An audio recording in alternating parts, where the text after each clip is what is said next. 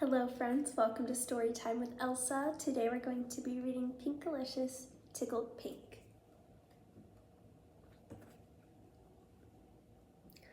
I was in the library looking for a good book. I poked around the shelves until I found something with a bright pink cover and shiny gold letters. The Goofy Book of Gags and Giggles, I read. I opened it up. It was full of hilarious jokes. I started reading and giggling. I bit my lip to try to keep from laughing out loud, but the jokes were too funny. I checked the book out and put it in my backpack until recess. When it was finally time to go outside, I took the book with me. "What are you reading, Pinkalicious?" Molly asked. "A joke book I found," I said. "Listen to this. Where do cows go on a first date?" "To the movies." Molly couldn't stop laughing. We laughed so hard that Alex and Allison came over to see what was going on. "Pinkalicious has a joke book," said Molly. "Go ahead, Pinkalicious. Read them another one." "Okay," I said. "Why do birds fly south in the winter?" "Why?" said Alex, Molly, and Allison. "Because it's too far to walk," I said. We giggled until our tummies hurt. I told them another joke and another.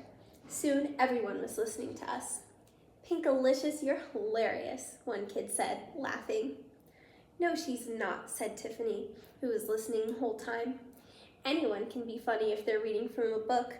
I bet Pinkalicious doesn't have a real funny bone in her body." "I do too," I shouted, my cheeks turning pink with anger. "Prove it," said Tiffany. She challenged me to a laugh-off for the next day. "You can tell any joke you want, but you have to make it up yourself," she said. I wasn't sure I could think of a joke as good as the one in my book, but I agreed.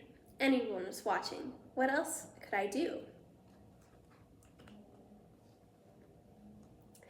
That night, I told my family about my dilemma. I need to create a joke that's fizzier than pink lemonade, more fun than pink cupcakes, more pink-tastic than pink. I said, it has to be the most pinkerifically funny joke of all time. "Hey, Pinkalicious, I have a joke," said Peter. Knock, knock. "Who's there?"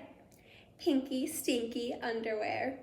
Peter practically laughed himself right off his chair. "Yuck, Peter," I said. "Not funny.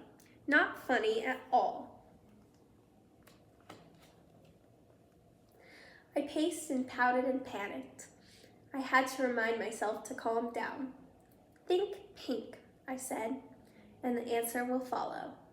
In the middle of the night, I had an idea. Maybe, just maybe, it would be good enough to win.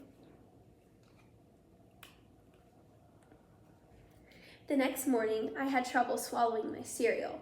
My stomach felt funny all during school. Then, at last, the big moment came.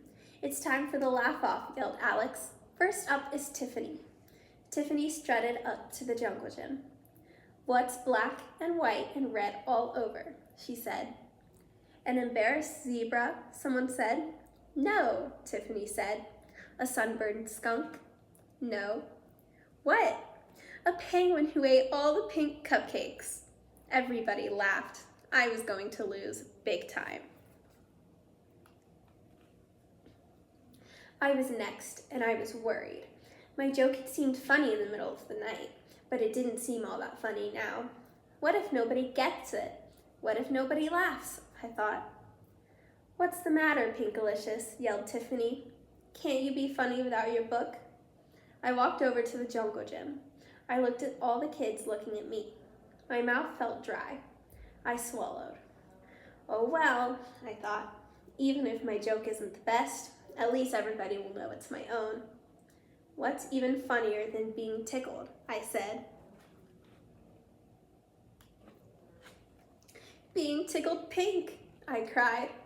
I tickled people until they laughed so hard their faces turned bright pink. Everybody was laughing, even Tiffany. "Okay, Pinkalicious," she said. "I guess you do have a funny bone after all." Thanks, I smiled with relief. I liked your joke too. After the laugh-off, I returned the joke book to the library. Now that it was over, nothing seemed quite as funny as being tickled pink. The end.